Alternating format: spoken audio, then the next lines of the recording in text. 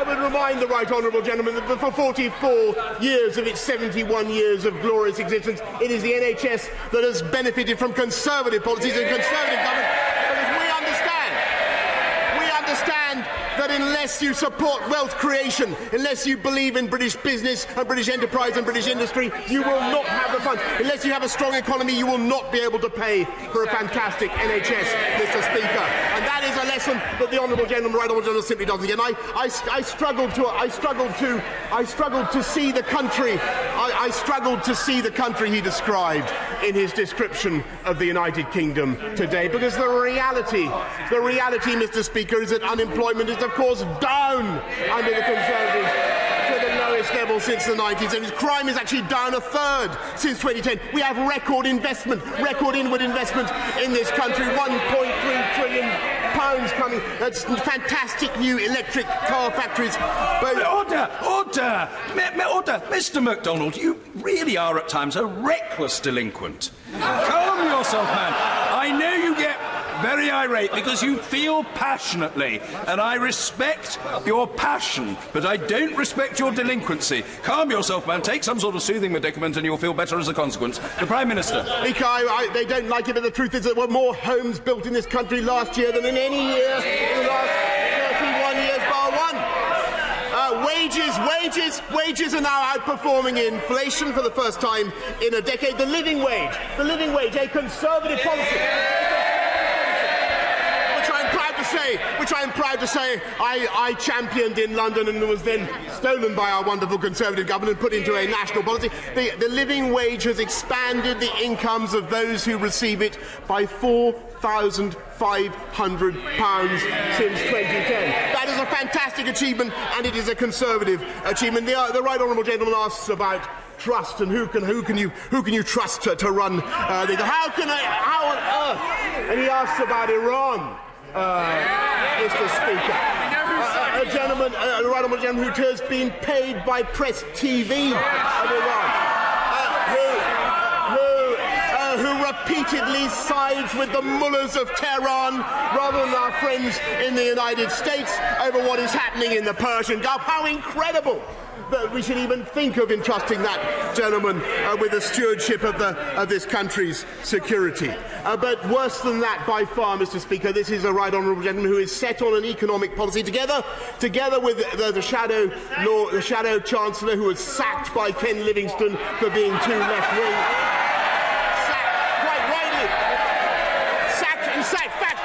Sacked for fabricating a budget.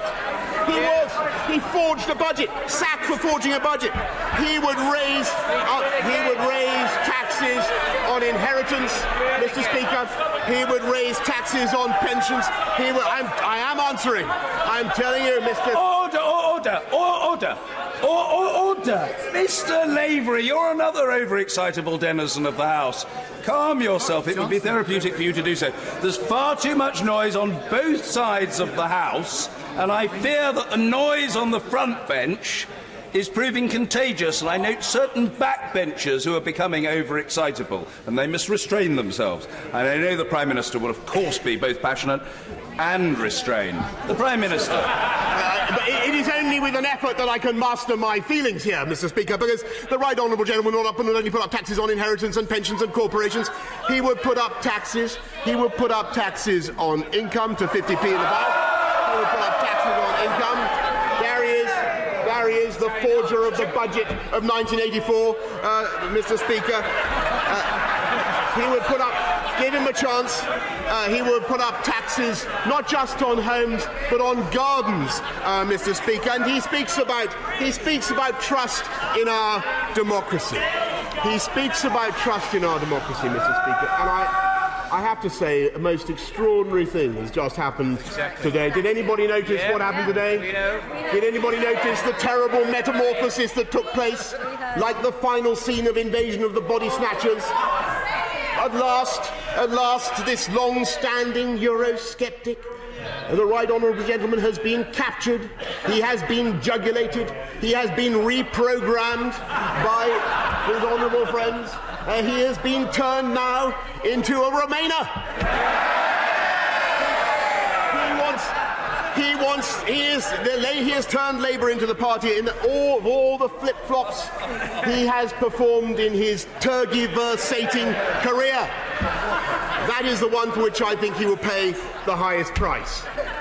Because it is this party now, this party, this government, that is clearly on the side of democracy in this country.